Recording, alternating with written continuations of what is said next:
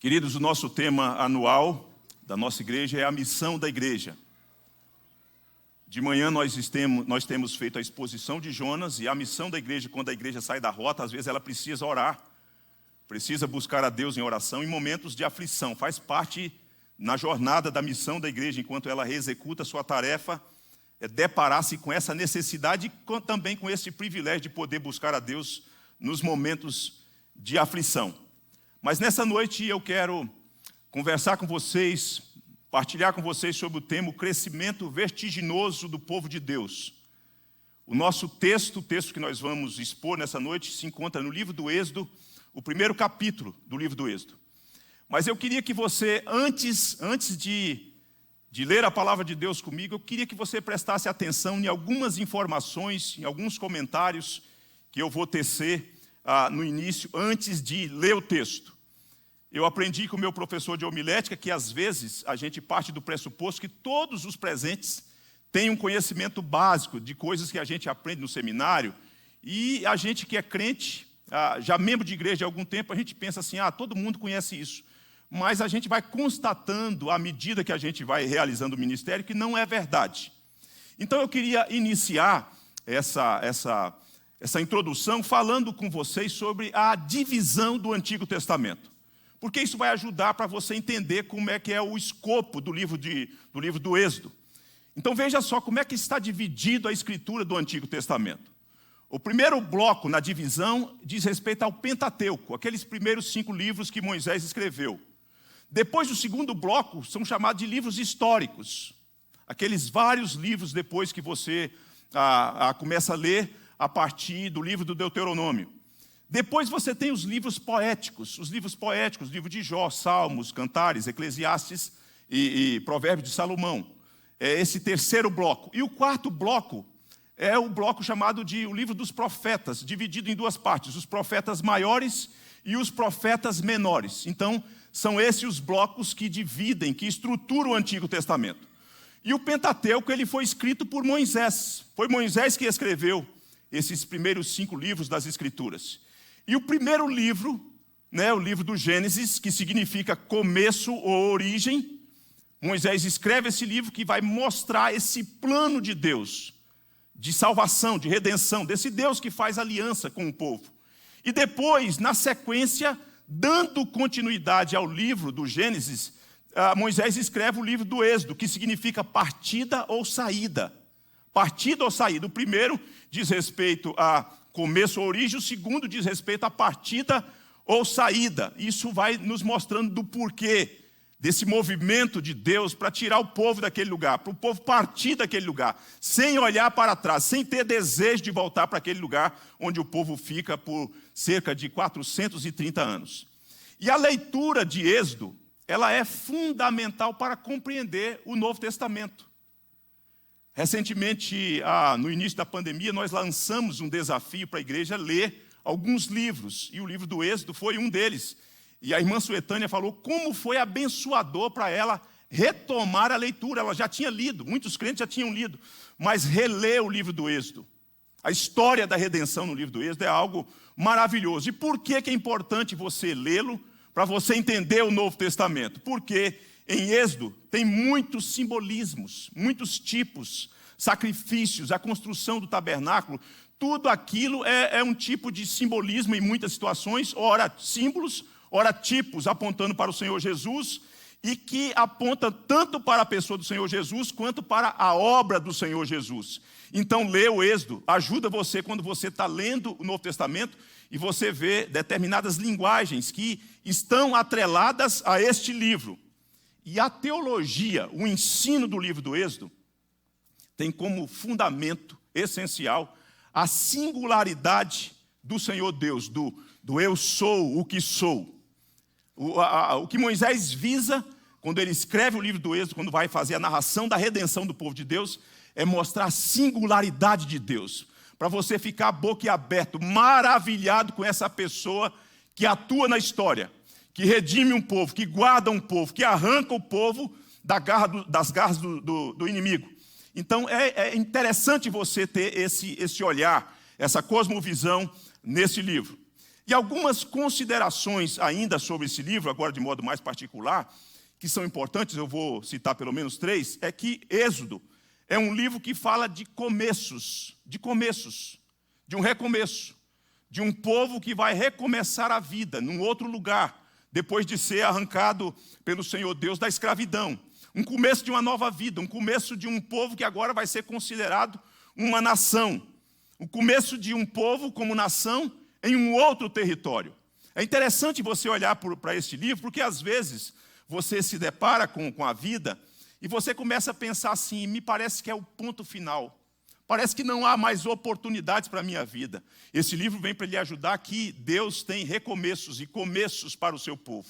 Às vezes parece que as coisas estão turvas, obscuras, e Deus, então, nesse livro vai ensinar. Existe começo e existe um movimento para recomeçar a vida num outro lugar, com um novo estilo de vida, com novas leis, com novos valores, com novos costumes que são injetados em nós a partir da compreensão do reino de Deus. A segunda coisa sobre o livro é que Êxodo é a continuação da redenção, não há uma interrupção. Deus iniciou essa redenção mostrando no livro do Gênesis como ele faz, como ele atua, como ele é diligente em firmar uma aliança, um pacto com o povo. E depois o livro do Êxodo vem para mostrar essa continuidade, como é que Deus continua agindo, como que Deus continua operando na história para fazer bem ao seu povo, mostrar a sua graça e a sua redenção. A terceira coisa é que Êxodo é um livro que mostra o cumprimento da promessa divina. É maravilhoso você ler este livro e perceber que quando o povo de Deus está em apuros, sofrendo debaixo da chibata de Faraó, sendo oprimido, sendo escravizado, o povo lembra da promessa que Deus fez aos patriarcas, Abraão, Isaque e Jacó. E o que o povo faz quando o povo se lembra dessas promessas, dessas verdades? O povo grita por socorro. O povo como que rememora a Deus, fala, Deus, o Senhor fez uma promessa aos nossos pais. O Senhor falou que tinha para nós uma terra. E nós estamos sofrendo, nós estamos exilados, nós estamos presos neste lugar, sofrendo amargamente. Então, Êxodo vem para mostrar que Deus cumpre as suas promessas, que Deus não se esquece das suas promessas. Vejam vocês, no livro do Gênesis, no capítulo 15, no versículo 13 e 14, ainda hoje na escola bíblica dominical, na classe de catecúmenos, o presbítero Daniel compartilhava conosco isso, e quase que eu tomei a palavra na hora e fiz como o reverendo Robson costuma fazer. O Espírito testificou que nós já íamos pregar nesse texto, e de repente Daniel partilhava lá sobre o pacto. Olha só que texto, não sei se a Gabi projetou, se conseguiu projetar, o que aparece para você ver como que Êxodo é um livro que vem mostrar esse cumprimento desse Deus que não se esquece, desse Deus que é fiel, imutável. Isso é maravilhoso a gente ver isso. Então veja só, Deus está falando com Abraão que tinha oscilado, com Abraão que tinha mentido, com Abraão que tinha precipitado-se, com Abraão que tem dúvidas, será que a coisa vai acontecer já a essa altura, já com essa idade toda da minha esposa e a minha idade, e não chegou ainda o descendente? Então Deus está conversando com ele, trazendo a memória e ratificando a promessa. E quando chega no versículo de número 13, do capítulo 15, ele diz assim, então lhe foi dito, sabe com certeza que a tua posteridade será peregrina em terra alheia e será reduzida à escravidão. Veja só, muitos anos antes, Deus está falando a Abraão, os seus descendentes serão escravos e será afligida por 400 anos. Parece desesperador, não é não? Se Deus chega para você e fala assim, olha, os seus filhos que nasceram em Brasília vai viver um tempo de cativeiro. Vai ficar um bom tempo, eles vão ser cerceados da liberdade. Se bem que me parece que essas coisas vão acontecendo aos poucos, né? Do cerceamento da liberdade. Mas o versículo 14, ele vai dizer ainda, mas também eu julgarei a gente que tem de sujeitar-se, e depois sairão com grandes riquezas. Meus irmãos, esse nosso Deus é o Deus que vê por detrás das curvas, por detrás das montanhas. Ele não tem dificuldade como nós temos. Ele fala que uma coisa vai acontecer, ele cria um caminho, uma situação para que essas coisas se concretizam, e ele mesmo atua na história para fazer aquilo que ele falou que vai acontecer. Então Abraão já recebe isso há muito tempo antes, já falando, já alertando Abraão sobre essas questões. Agora vamos ao livro do Êxodo, no capítulo 1, que vai falar sobre o crescimento vertiginoso do povo de Deus. Vejam o que o texto diz, com a sua Bíblia aberta, assentado como vocês estão. São estes os nomes dos filhos de Israel, os descendentes de Abraão. Aquela turma lá que Deus tinha falado que ia ficar no Egito, que ia ser escravizado. Que entraram com Jacó no Egito. Cada um entrou com sua família. E aí ele passa a descrever os patriarcas. Rúben, Simeão, Levi e Judá, Issacar, Zebulon, Benjamim, Dan, Naftali, Gade e Azé. Todas essas pessoas, pois, que descenderam de Jacó foram 70. Então ele é criterioso, está falando, olha, a turma que desceu para o Egito, José já estando lá, José não está contemplado nesse número aqui, são 70. São 70. José, porém, estava no Egito. Faleceu José, e todos os seus irmãos e toda aquela geração, todos aqueles patriarcas descendentes de Jacó faleceram. Talvez num período aí de 30, 40 anos, eles tenham sucumbido. Mas os filhos de Israel, interessante, porque pessoas morrem, pessoas importantes morrem, e deixam um legado, mas a obra de Deus não emperra. A obra de Deus não fica parada. Mas os filhos de Israel foram fecundos, e aumentaram muito, e se multiplicaram, e grandemente se fortaleceram, de maneira que a terra se encheu deles. Entre mentes, se levantou novo rei sobre o Egito, que não conhecera a José. Ele disse ao seu povo, eis que o povo dos filhos de Israel é mais numeroso e mais forte do que nós. Eia, usemos de astúcia para com ele, para que não se multiplique e seja o caso que, vindo guerra, ele se ajunte com os nossos inimigos e peleje contra nós e saia da terra. E os egípcios puseram sobre eles feitores de obras para os afligirem com as suas cargas. E os israelitas edificaram a Faraó as cidades celeiros Pitom e Ramsés, mas quanto mais os afligiam, tanto mais se multiplicavam e tanto mais se espalhavam, de maneira que se inquietavam por causa dos filhos de Israel.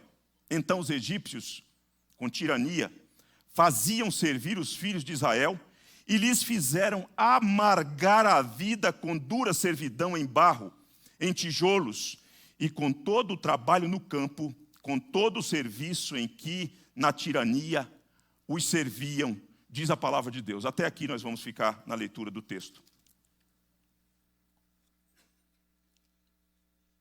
Veja que Moisés precisa fazer conexão com o livro que ele tinha acabado de escrever, o livro do Gênesis, falando da morte, não só da morte de José, mas agora também falando da morte dos seus irmãos e de toda aquela geração. Os patriarcas morreram, mas a obra de Deus não fica emperrada. Não fica emperrada. Às vezes a gente vê na história da igreja homens maravilhosos que são admirados e que produziram muito e que a gente absorve, que a gente utiliza todo esse legado, toda essa construção e essa dedicação que redundou em obras que nós temos acesso. Mas a obra de Deus não fica parada quando esses homens morrem. Porque Deus é um Deus missionário, Deus é um Deus que atua, Deus é um Deus que gera vida, Deus é um Deus que faz com que as coisas se multipliquem. Os homens morrem, mas a obra de Deus não fica parada. Ele continua atuando como sempre fez. Pessoas que vivem segundo o propósito de Deus, que foram levantadas para realizar o propósito de Deus, morrem. Hoje somos nós que estamos aqui dando a nossa contribuição. Mas o nosso tempo, o nosso prazo tem um prazo de validade, existencialmente falando. Daqui a pouco a gente completa 70, 80, aqueles que avançam um pouco mais, 90, quem sabe alguns 100, mas encerra por aí. Mas quando encerrar, os nossos filhos estarão no vigor da juventude. Nossos filhos serão levantados por Deus, amém, igreja? E eles serão atuantes e Deus vai fazer com que as coisas aconteçam a partir da atuação dos nossos filhos. Porém, há inimigos da obra de Deus também, que se levantam, que veem a obra de Deus como uma ameaça. Como vocês viram da conexão que nós fizemos na leitura do Gênesis capítulo 15, versículo 13 a 14, o Egito seria o lugar onde o povo de Deus iria se multiplicar. Deus tinha o Egito não é lugar confortável, mas é lugar de providência. É lugar de provisão, é lugar provisório. Eu quero te dizer que às vezes Deus te leva para lugares difíceis, mas é provisório, é só por um tempo. Às vezes você enfrenta situações que você vai ter que chorar, vai chorar por conta da situação, mas aquele lugar fazia parte do plano de Deus e ele é provisório. Você não vai ficar ali a vida inteira. Deus vai tirar daquele lugar. Deus vai conduzir você para um lugar, para um outro propósito, para uma outra situação. Mas o Egito está contemplado dentro da história e do projeto de Deus. Faz parte do projeto de Deus. E juntamente com o Egito, o crescimento faz parte desse propósito. Deus quer que o seu povo se multiplique. O projeto de Deus é que o seu povo se torne uma nação com estrutura, uma nação com estrutura política, com economia, com valores, para que esse povo possa representar Deus diante das muitas outras nações, diante dos muitos outros povos. Deus quer isso. Deus idealizou isso. E a igreja, ela cresce, o povo de Deus cresce. Sabe por que cresce? Porque tem saúde. Só cresce o que tem saúde. Não se trata apenas de estratégia. Às vezes a gente pensa o seguinte: se a gente empreender estratégia, se a gente empreender metodologia, e isso é bom, é necessário. Deus nos chamou para pensar, para refletir, para criar. Mas a despeito de estratégia, a despeito de metodologia, o povo de Deus cresce. Quando tem saúde, o povo de Deus cresce. É assim que acontece. Faz parte dessa relação orgânica, faz parte da biologia, do DNA da igreja crescer, se ela tem saúde. Se não há pecados escondidos, o povo de Deus se multiplica. O povo de Deus cresce. Nós temos experimentado, pela graça de Deus, depois da pandemia, quando instalou-se a pandemia, nós temos experimentado paulatinamente, anualmente, crescimento nessa igreja. Anualmente. O ano passado vocês viram o Everson apresentando um relatório. Esse ano vocês já viram a quantidade de gente que Deus tem trazido para essa igreja. Sabe por quê? Porque a igreja tem saúde. A doutrina tem gotejado, a escritura tem sido exposta, o evangelho tem sido anunciado, e o que atrai pessoas é isso, meus irmãos. Então há conspirações, há ameaças, os inimigos se sentem ameaçados. Eles querem o reino, o príncipe das trevas quer impedir o crescimento, mas ele não pode impedir, porque Deus é o Senhor da igreja, porque Deus é o dono da igreja, e é Ele quem faz com que a igreja avance no seu crescimento. A pandemia não pôde impedir a igreja de crescer. Não pôde impedir. E tem sido assim ao longo da igreja, ao longo da história da igreja. Porém, o crescimento do povo de Deus é considerado uma ameaça para esse faraó, nesse momento específico. E há dois momentos, irmãos, em que os inimigos, quando se sentem ameaçados, os inimigos do povo de Deus, às vezes na figura do Estado, às vezes nas intervenções ou nas atuações de Satanás, há dois momentos que o inimigo fica muito preocupado e se sente ameaçado. Primeiro é no surgimento do movimento. Às vezes o inimigo se sente ameaçado, o reino de trevas se mobiliza para tentar conter o movimento, porque o movimento representa o reino de Deus, os valores do reino de Deus. Então, não é incomum haver esse tipo de ação. A outra situação, na outra ponta, é quando o movimento cresce. Quando o movimento cresce. E essa hora é uma hora que a igreja e que a liderança da igreja, os presbíteros da igreja precisam ficar atentos, com total vigilância, como aquele que fica na torre de vigia. Por quê? Porque quando o movimento cresce, você tem essas ações, essas ameaças, às vezes de fora, como Paulo está instruindo a igreja de Éfeso. Ele diz, olha, vai surgir ameaça de dentro de vocês. Aqueles que vão tentar arrastar pessoas. Quando? Quando a igreja cresce. Segundo, Tem aqueles de fora que são os lobos vorazes que não pouparão o rebanho. Então, se tem uma hora que a liderança não pode baixar a guarda, meus irmãos presbíteros, pastores dessa igreja, é quando a igreja cresce. No início, o inimigo, o diabo, fica tentando sufocar, mas não pode. A semente é poderosa, ela germina, ela cresce e ela produz frutos. E depois, quando ela cresce, o inimigo se sente ameaçado. É hora de recobrar a vigilância, porque o inimigo fará de tudo para tentar conter, impedir e semear no seio da igreja o joio para prejudicar a igreja. Quantos aqui estão comigo nessa noite? Quase todos. 2 ou 3 não. Ainda há oportunidade para você. Falar nisso, eu estava no curso do Haggai, e enquanto eu ouvia, eu falei assim, rapaz, a gente podia ter um nome assim de igreja, bem sugestivo, né? A igreja 100% trigo. Sem glúten. Só que não dá certo, né, irmãos? O joio vai estar no meio também, não tem jeito. Algumas verdades, então, sobre esse texto que nós lemos. A primeira, uma constatação histórica. Quem faz a constatação histórica é o faraó. Vejam vocês que o texto vai dizer o seguinte, o texto mostra o falecimento daqueles homens, de José, dos seus irmãos, daquela geração. E o versículo 7, então, vai dizer assim, mas os filhos de Israel foram fecundos e aumentaram muito, e se multiplicaram, e grandemente se fortaleceram, de maneira que a terra se encheu deles. De repente vem um entrementes, um entretanto.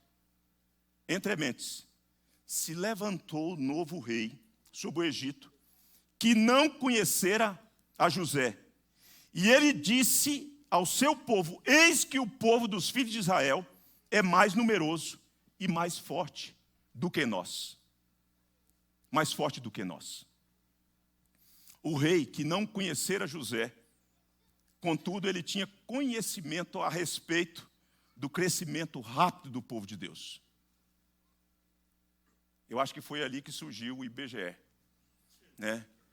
Eu acho que foi aqui que ele falou assim, olha, eu quero que vocês me tragam uma estatística de todos os povos.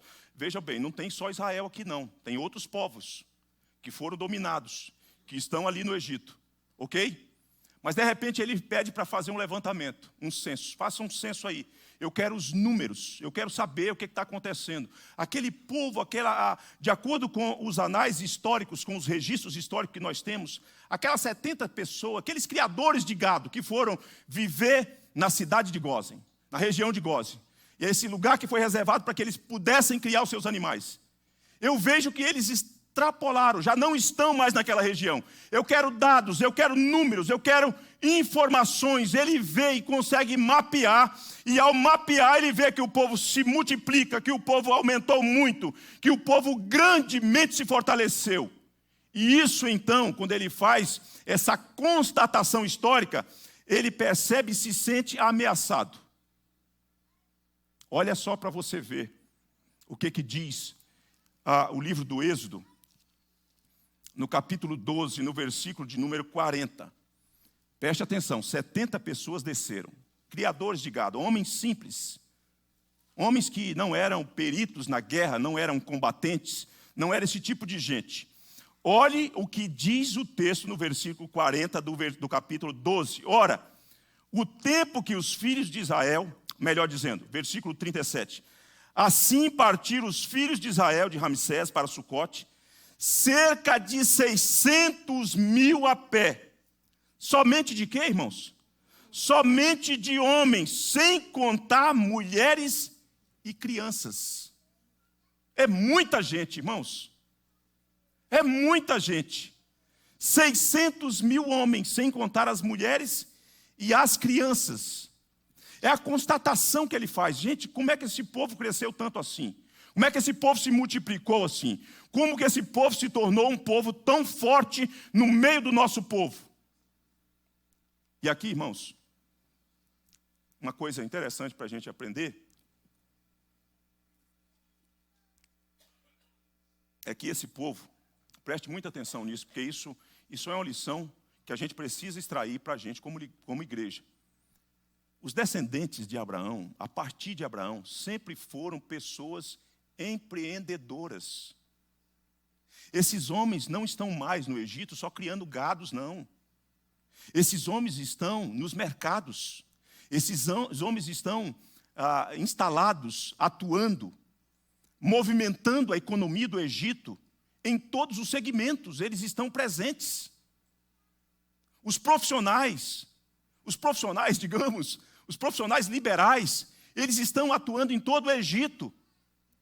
Se vê a atuação, se vê a linguagem, se vê o costume, mesmo diante de uma cultura perniciosa, de uma cultura eivada de idolatrias e de coisas que são contrárias a Deus e à vontade de Deus, mas o povo de Deus está crescendo, e esse crescimento é percebido em todas as camadas da sociedade, fazia parte da mentalidade dos filhos de Abraão. Eles são empreendedores.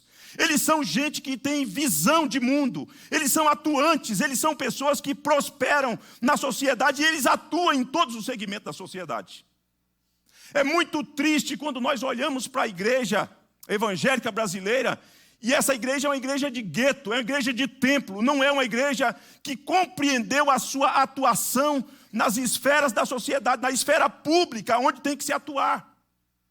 Então, às vezes, nós medimos o crescimento da igreja num encontro como esse, e dizemos, e falamos de números, olhando para o rol de membro, mas enquanto que expansão de reino de Deus na sociedade não tem acontecido.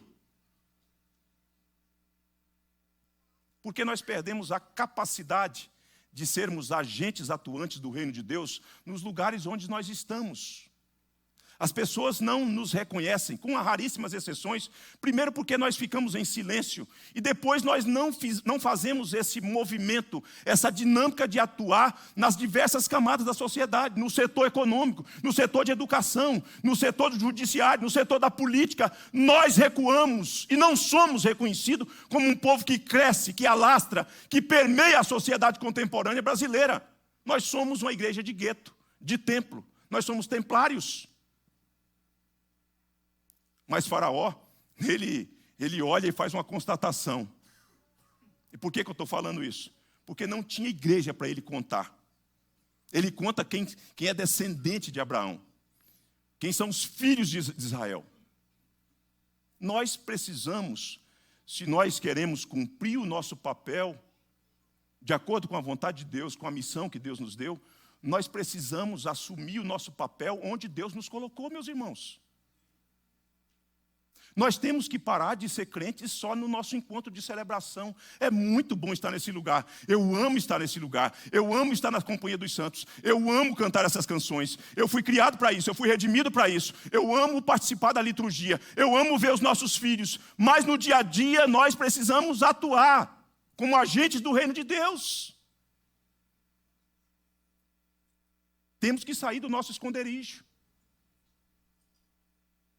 Deus colocou você onde você está, não foi à toa. Tem um propósito de você estar lá. Tem um propósito pelo qual você passou no concurso que você passou. Não é apenas para você se sentir espiritualmente ou emocionalmente estabilidade financeira. Agora eu tenho estabilidade. A coisa meio que está colapsando, mas eu estou seguro, eu estou garantido. Não!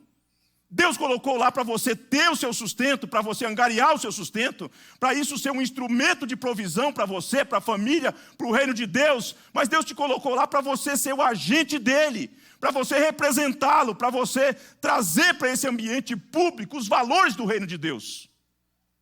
E se você não está fazendo, se nós não estamos fazendo, nós estamos assumindo uma postura de omissão, queridos. Os filhos de Israel estavam permeados em toda a cultura do Egito. Eles crescem, eles aumentam, eles são atuantes, eles dão visibilidade à identidade que eles têm, pactual, dos valores que eles têm, das promessas que eles carregam. Eles têm tudo isso e isso serve de instrumento para que eles sejam reconhecidos como tais. Como tais. Agora, na constatação histórica que é feita a partir desse censo, os seguintes elementos são pontuados pelo rei, ou pelo faraó. O povo de Deus é mais numeroso do que os egípcios, diz ele. Versículo de número 9. Segunda coisa, o povo de Deus é mais forte do que os egípcios. Ele olha e fala assim: gente, esse povo cresceu tanto que ele supera os nativos do Egito. Os egípcios são e representam um número menor.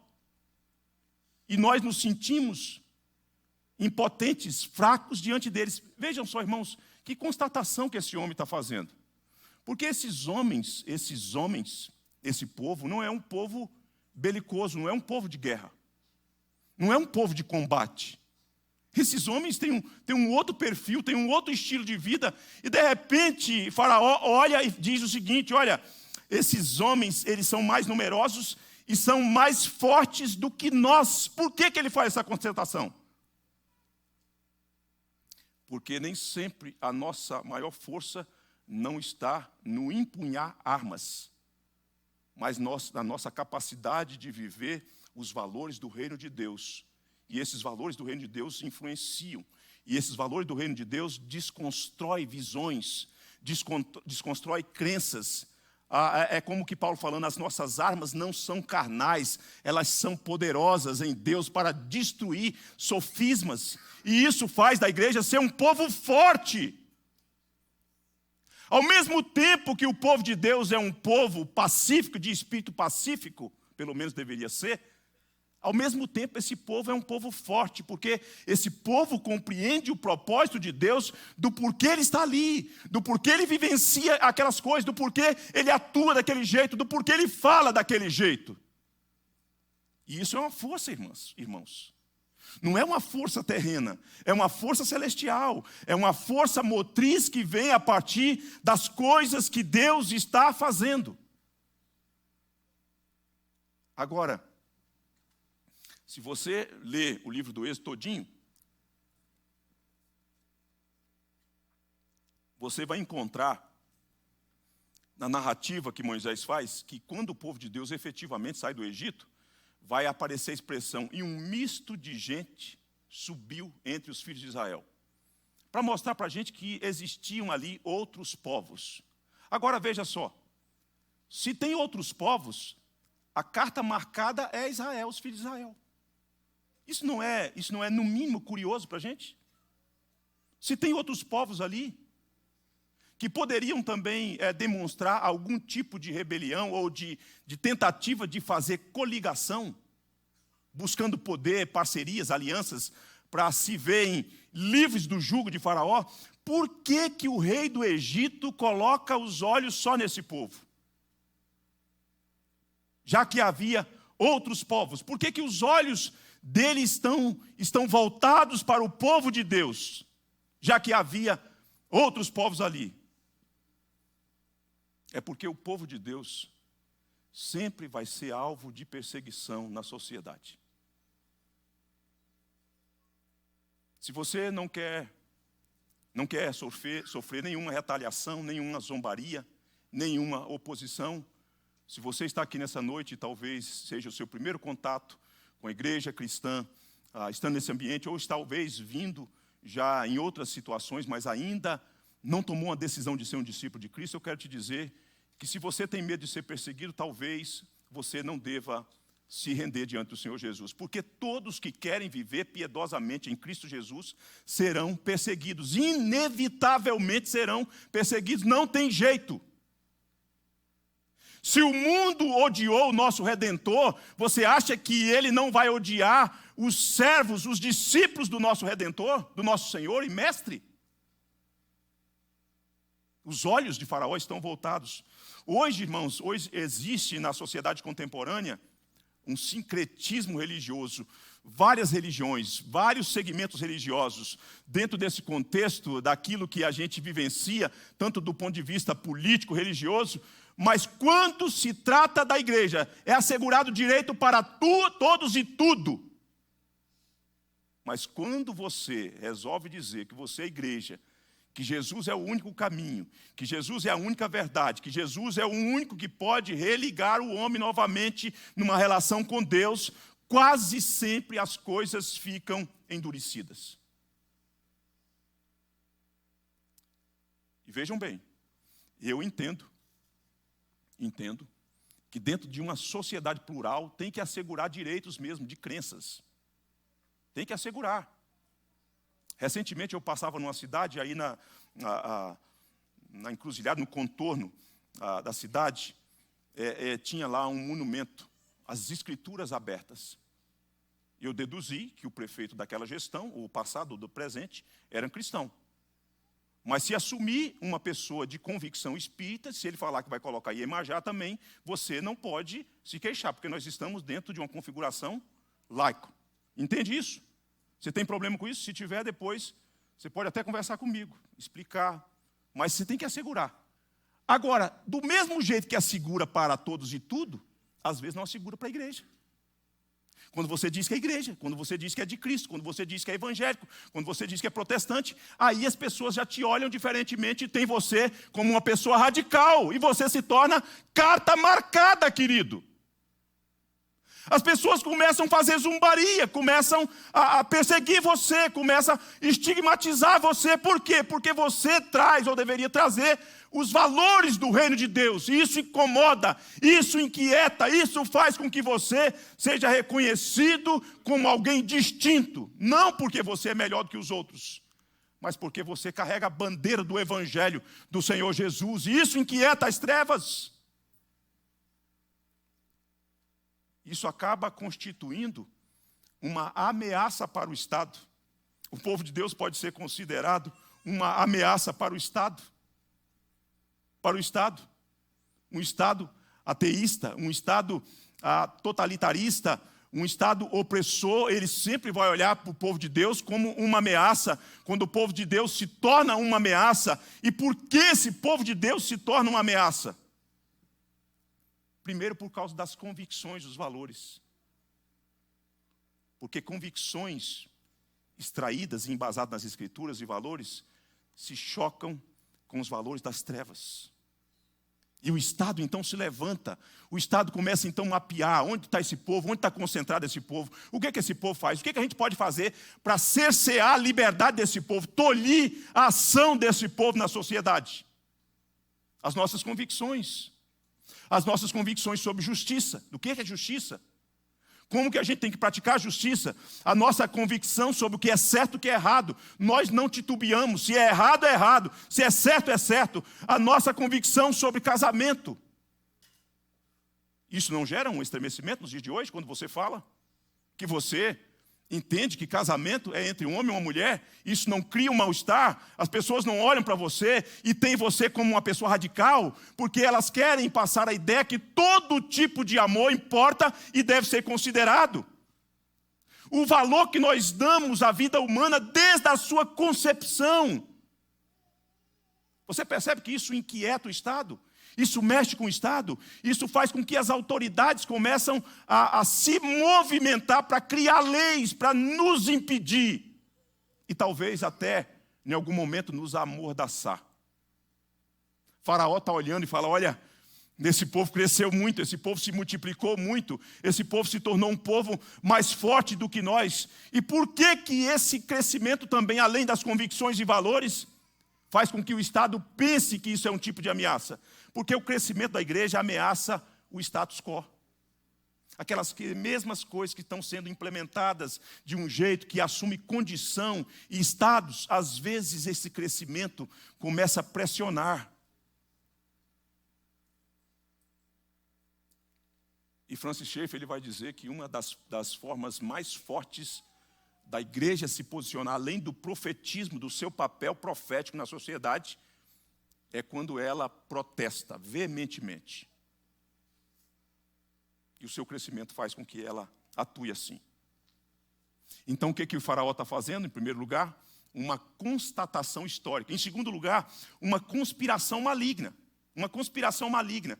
Vejam vocês que quando ele faz essa constatação, no versículo 10, ele vai dizer assim, eia, usemos de astúcia para com ele, para que não se multiplique e seja o caso que, vindo guerra, ele se ajunte com os nossos inimigos, peleje contra nós e saia da terra. Alguns focos de Faraó aqui, 3 pelo menos. A primeira coisa é impedir a multiplicação. precisamos, estrategicamente, precisamos empreender uma ação de impedir o crescimento. O seu alvo é interromper o crescimento. Nós não podemos mais deixar esse povo crescer com essa velocidade que esse povo está tendo. A segunda coisa é impedir a unificação. Ele receia que possa haver aliança. E aqui, irmãos, eu sei que você, às vezes, por ser calvinista e reformado, você, às vezes, não vai gostar do que eu vou dizer. Mas eu quero te dizer que o reino de Deus é maior do que a IPG2. A IPG2 não é o reino de Deus. A IPG2 é a agência do reino de Deus. Nós não podemos ser condizentes com heresias e desvios e seitas. A gente tem que ensinar mesmo, ou fazer apologética mesmo, defender a fé mesmo. Mas eu quero te dizer que tem outras pessoas que não pensam, que são crentes, que não pensam exatamente como nós pensamos, nos mínimos detalhes. Lembra do personagem? Nos mínimos detalhes. Às vezes batiza diferente de nós. Às vezes tem uma liturgia um pouco diferente da nossa. E às vezes nós estamos travando uma guerra com gente que nós não deveríamos travar. Sigamos no nosso gueto, no nosso mundo, cumprindo o nosso papel, mas sem ser belicoso com aquele que nós não temos que ser. Às vezes você pode se encontrar numa condição de estar atacando a noiva do Senhor Jesus. E você pensa que está prestando um grande serviço ao reino de Deus e achando que está defendendo a reputação de Deus. Deus não precisa de você. Você é fraco para você não tem condição de defender a reputação de Deus, não, querido.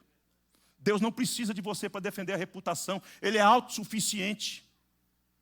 Enquanto que nós deveríamos fazer coligação com gente que é nossa, que foi lavada com o sangue de Jesus, para orar junto pela mesma causa, militando nessa frente do reino de Deus, de expansão do reino de Deus, às vezes nós estamos dizendo coisas que nós não deveríamos dizer, sobre pessoas que nós não deveríamos dizer. Sabe de quem é a estratégia para a gente pensar assim e agir assim? É do inimigo, do dono da igreja. Seitas, heresias, não tem jeito.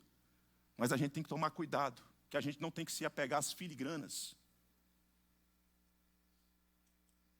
Terceiro, impedir a libertação, impedir que o povo saia. Peleje contra nós e saia da terra. Então ele tem esse foco, esse olhar atento para essa questão que está acontecendo.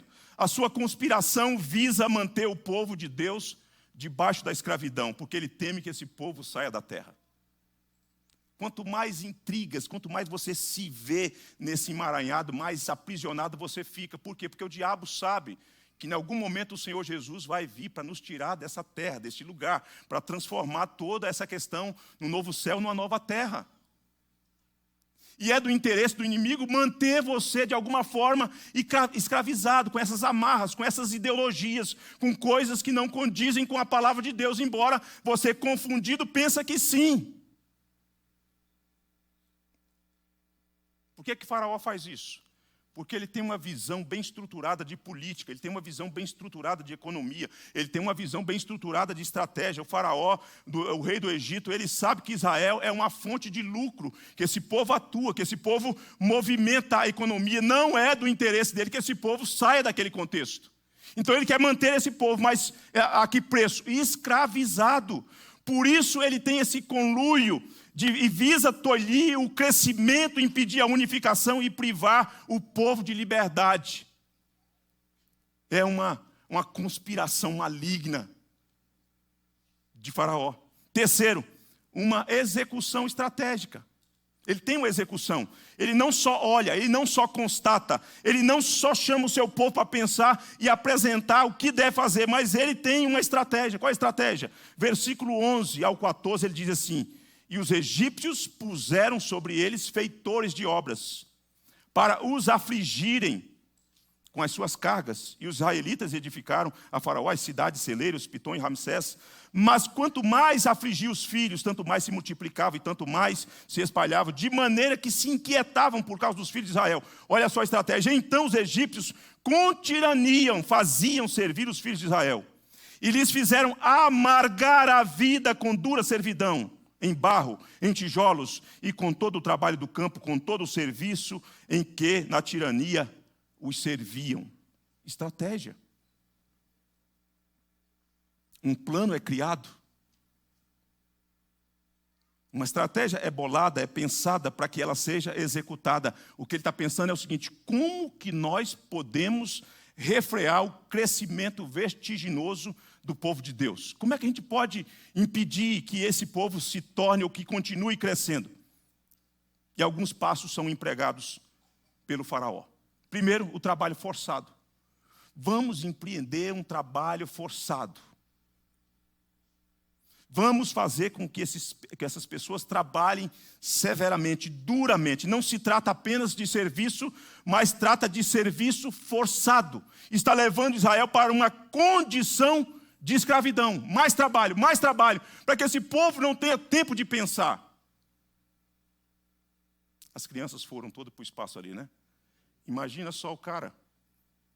Era o homem que ia para a linha de frente, sendo acompanhado pelos capatazes. Trabalho. À noite a mulher: e aí, amor, vai rolar? Aí ele: mulher, estou muito cansada. Mas nem o trabalho forçado foi capaz de impedir esses homens. Eles chegavam em casa, eles cumpriam com papel conjugal e batata. Mulheres férteis. Não é na ação humana, é Deus que quer que o povo cresça, irmãos. O que Faraó está fazendo do ponto de vista do trabalho é impedir, é de alguma forma cansar o povo, matar o entusiasmo do povo. Agora eu pergunto você, porque uma informação histórica como essa, você fala assim, ficou muito longe da gente. Será que o seu ativismo hoje no trabalho não é uma estratégia do diabo para você não crescer, para você não contribuir para o crescimento da sua família? Será que você que está sempre pensando em ganhar mais, trabalhar mais, fazer mais, e isso, não é isso que está drenando a sua capacidade de liderar a sua própria esposa, de ensinar os seus próprios filhos, de discipular alguém na igreja? Você, homem, quem é que você está discipulando? Quem é que você está acompanhando? Quem é que você está contribuindo? Será que esse negócio de você sair cedo demais, voltar tarde demais, não é uma desculpa e uma armadilha do diabo para você não atuar e a igreja de Deus não crescer? Será que não é? Será que a gente não tem que pensar nisso? Por que eu tenho que trabalhar mais? Não te sobra tempo para mais nada. Não te sobra tempo para a sua família. A sua esposa está aguardando a que você dedique um tempo de qualidade para estar com ela, para viver as coisas dela, para conhecer os sonhos delas. Mas você está ocupado demais. Você está atarefado demais. Na sua agenda não tem espaço para mais nada, querido. Será que isso não é estratégia do diabo? E que em nome de coisas nobres e importantes você está caindo nessa armadilha?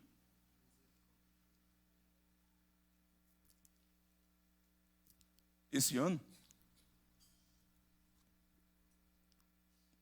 eu falei, eu tenho irmãos queridos aqui, né? Tenho o Luciano, tenho o Robson, e estou citando porque a gente tem os filhos na mesma escola, né? E o Luciano falou assim: pastor, quer ajuda para levar o João? Eu falei: Luciano, nesse primeiro momento eu quero ir com o João. Eu falei: cara, eu preciso de mais tempo para eu orar com esse menino, para eu estar com esse menino, para eu desfrutar desse tempo com esse menino, porque daqui a pouco ele cresce e faz igual o Zé Henrique, abandona a gente e vai embora. Estou brincando, filho. Não é, Néder? Eles abandonam e vai embora, né? Acho que Néder hoje até foi buscar a Juliane. Estava com saudade. Brincadeira. Hein? Gente, eu falei: não, eu vou buscar esse menino. Eu vou orar com ele de manhã, de noite a gente ora de novo, lê Bíblia de novo, mas eu tenho que... Porque, meu amigo, se eu não tomar cuidado, a agenda do dia me engole. É um atendimento, é um aconselhamento, é um discipulado, é um estudo, é uma leitura de um livro que eu tenho que fazer, é um tantão de coisa, é uma visita, é um velório que tem que ir. Daqui a pouco você fala assim: cara, não sobrou nada. Se você não administrar bem a sua agenda, talvez isso seja uma estratégia do diabo para minar, drenar suas forças, para você não ter condição, para você chegar em casa uma pilha Eu não vou pedir às mulheres para levantar a mão aqui. Mas quantos homens e mulheres chegam em casa impaciente? Chega impaciente, o cara está soprando fogo pelas ventas. Não tem paciência com os meninos, não tem paciência com a mulher, não tem tempo para sentar na mesa para tomar uma refeição. Por quê? Porque o seu ativismo talvez tenha sido ou esteja sendo um tipo de escravidão do inimigo para minar o crescimento, o seu próprio crescimento, o crescimento da sua família. É por isso que você não se envolve com nenhum ministério, você não tem tempo para se envolver com o ministério, você não senta com nenhum homem para ler a Bíblia com ele, para discipulá-lo, para caminhar com ele. Você quer seguir carreira solo e você está ficando cada vez mais sozinho, querido. Trabalho forçado. O emprego da violência. Faraó vai empregar a violência, vai massacrar esse povo, vai fazer com que a vida desse povo amargue. Você percebeu o que diz o texto aí, ó? E fizeram amargar a vida com dura servidão. O povo passou a gemer, o negócio era difícil. Sabe, queridos, essa atitude, a atitude do tirano, tinha aqui como intenção manter ou matar o ânimo do povo. Como é que você mata o ânimo do povo? Deixando o povo sempre mais cansado. Quando você está mais cansado, você não rende como você deveria render.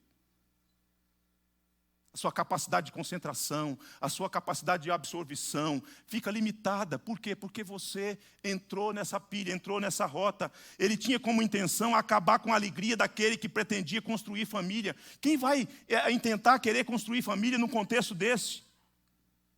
Você percebe que hoje há essas conspirações da sociedade contemporânea, né? O casamento está um negócio confuso. Os filhos parece que não estão mais animados para casar. Eu ainda fico muito feliz nessa igreja de ver que os nossos filhos têm entendido que o casamento é uma dádiva de Deus. Aqui, entenda-se bem, não se sinta pressionado, né? Ah, pastor, mas eu ainda não casei. Não se sinta pressionado. Mas às vezes a gente tem que pensar nessas artimanhas, nessas dinâmicas que acontecem na sociedade, que vão criando e minando, inclusive, essa capacidade de pensar nisso, de construir família. Por quê? Porque as coisas são difíceis. São difíceis. A perda da compaixão comunitária. O que ele está fazendo faz com que o povo perca a compaixão comunitária e chegue a pensar em passar por outro lado, porque não é bom estar do lado de quem está sendo perseguido o tempo todo, de quem está sofrendo o tempo todo. Daqui a pouco a gente começa a oscilar e cogitar a possibilidade de passar para o outro lado. Será que não é melhor me coligar, fazer aliança com o outro lado? Situações de sofrimento faz a pessoa pensar isso. Como ter filho numa condição assim? Como é que é ter filho numa condição? Pense bem, nós vamos adentrar talvez no domingo que vem, na próxima parte, quando o rei vai empreender agora, vai trazer um decreto para o assassinato de crianças. Por quê?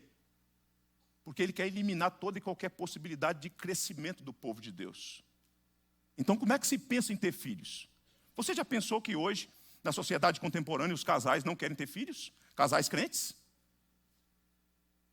Não, e eu já ouvi algumas justificativas por que não ter filhos. Não, porque o mundo populacionalmente está cheio de gente, então eu vou arrumar mais filho? Daqui a pouco não vai conduzir, o agronegócio do Brasil não vai dar conta de produzir arroz para comer, então meus filhos... Que é isso, gente?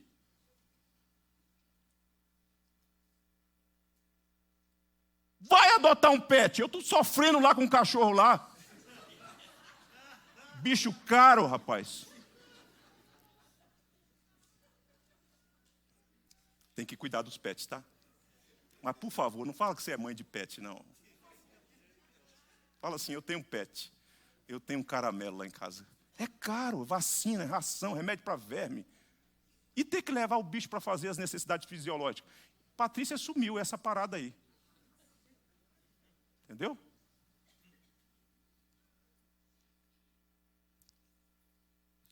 Irmãos, falando de coisa muito séria.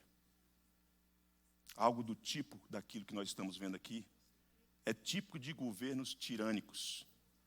É típico de governos totalitários.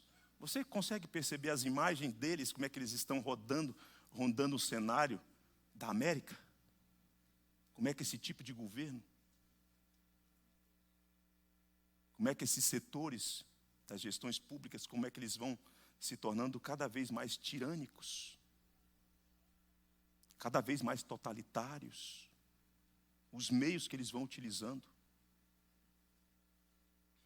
Isso não amedronta você, isso não faz com que você, pelo menos acenda uma luz e fala, rapaz, tem um negócio aí que está acontecendo. São estratégias que foram implementadas e que estão sendo implementadas pelo inimigo do povo de Deus.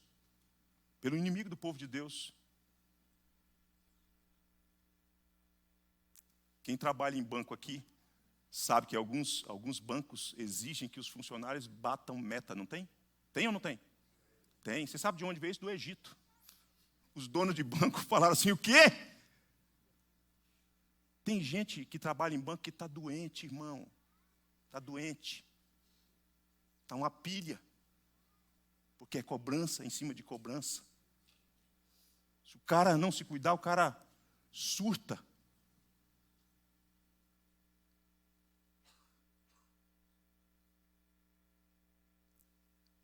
Agora, esse negócio de ameaça, ou de se sentir ameaçado com o crescimento do povo de Deus, você não encontra esse paralelo no tempo de César?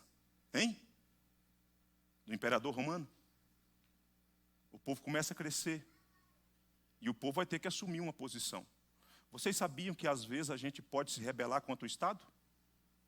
Vocês acham que a igreja primitiva se rebelou contra o Estado? Sim ou não? Vocês ficaram com dúvida, hein?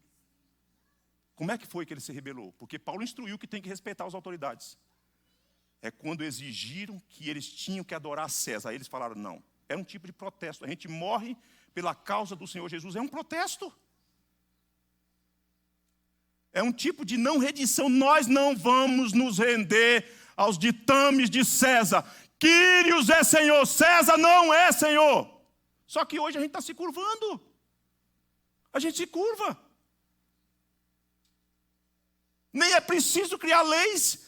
Basta uma ameaça, basta um tipo de confronto e a gente já se curva diante do tirano, negando as nossas convicções. Você já ouviu falar das formas que hoje acontecem essas coisas que nós estamos vendo? Quem já ouviu falar da lei sociológica arbitrária, ou também conhecida a lei situacional arbitrária? Você já ouviu falar? Lei sociológica arbitrária ou situacional arbitrária. Esse conceito eu bebi em Francis Schaeffer. Olha o que ele diz. Por lei sociológica, entendemos que uma lei que não possui base fixa, mas na qual um grupo de pessoas decide o que é sociologicamente benéfico para a sociedade em um determinado momento, o que eles decidem arbitrariamente, tornando-se lei. Isso não está acontecendo? O Estado e as cortes, dizem Francis Schaeffer, criam leis que são impostas arbitrariamente sobre o povo. A lei, especialmente nas cortes, no judiciário, é o veículo utilizado para forçar a rendição da igreja sobre assuntos que chocam com a fé. Esse povo não aceita isso, mas nós vamos lá e vamos criar a lei, vamos fazer com que eles engula, desça goela abaixo. E se não obedecer, se não acatar, aí a coisa fica difícil. Você está preparado para uma perseguição no Brasil? Tem um irmão ali que acenou que não. Eu acho que eu estou igual a você. Sabe o que é pior? O pior é o silêncio da igreja. É o silêncio da igreja.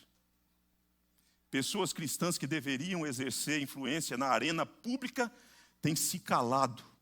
Educadores cristãos, advogados, que são pessoas que atuam em áreas bem específicas, gestores, pastores, têm se calado diante da tirania do Estado e da sociedade contemporânea, e nós temos medo, porque o Estado se vê ameaçado com o crescimento da igreja.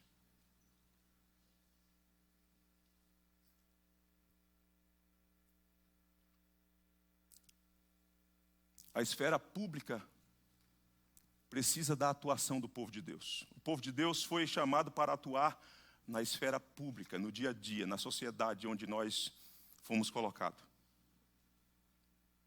Israel não tinha um templo, mas Israel estava crescendo, cumprindo o propósito de Deus naquela terra, naquela cultura. Israel está mostrando que é um povo da aliança, que é um povo que serve ao Senhor nosso Deus.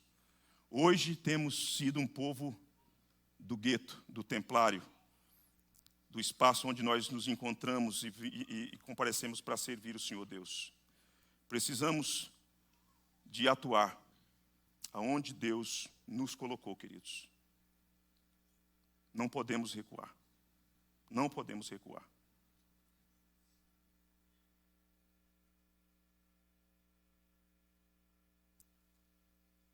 Você está com o seu celular aí?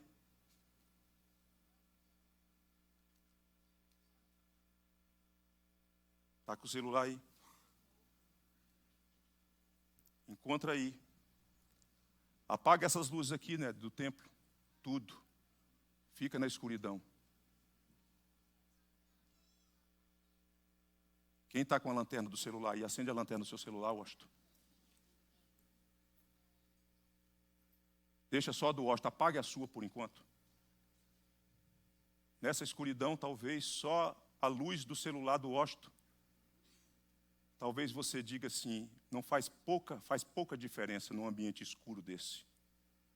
Mas você que está com o celular, por favor, queira acender a sua. Veja só que vai fazendo a diferença. Deus nos chamou, irmãos, para testemunhar no espaço público na sociedade. Se cada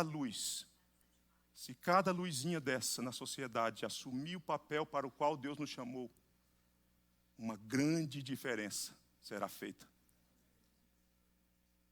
Eles vão perceber que há um povo escolhido, que há um povo remido, que há um povo que foi chamado para ser luz da terra, luz no mundo e sal da terra.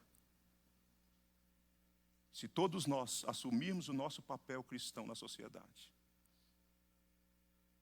o nome do Senhor será conhecido.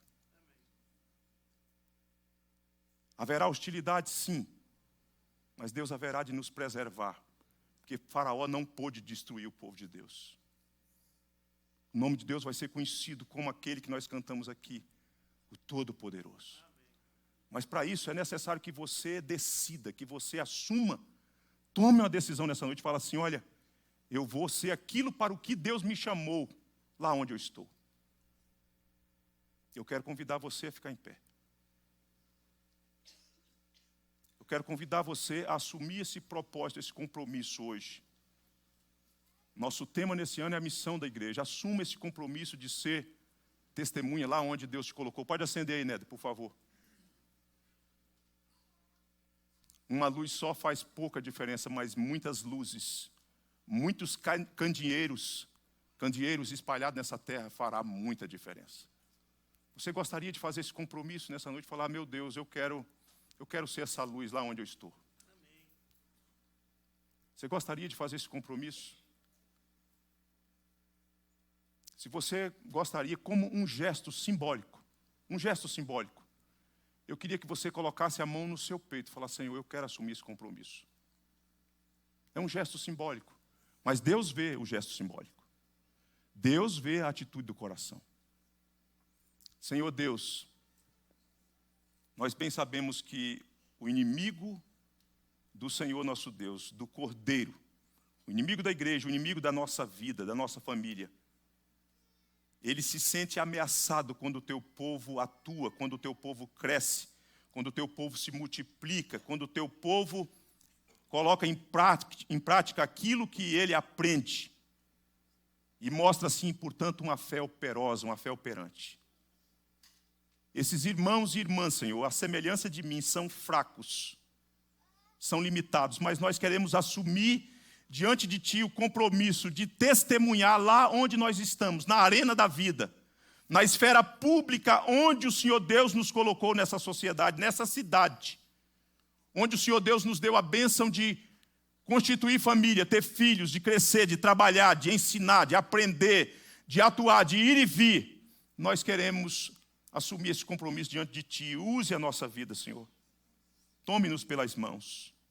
Abençoa-nos com unção, com autoridade. com poder para a gente cumprir esse papel. Ora exemplificando, ora falando, ora fazendo as duas coisas ao mesmo tempo, para que as pessoas conheçam o Senhor Jesus, a razão da nossa vida, a razão do nosso existir, aquele que se entregou por nós e que nos chamou para sermos os seus representantes aqui no mundo até que Ele volte. Abençoe, portanto, Senhor, a IPG2, abençoe essas famílias, essas pessoas que assumem esse compromisso.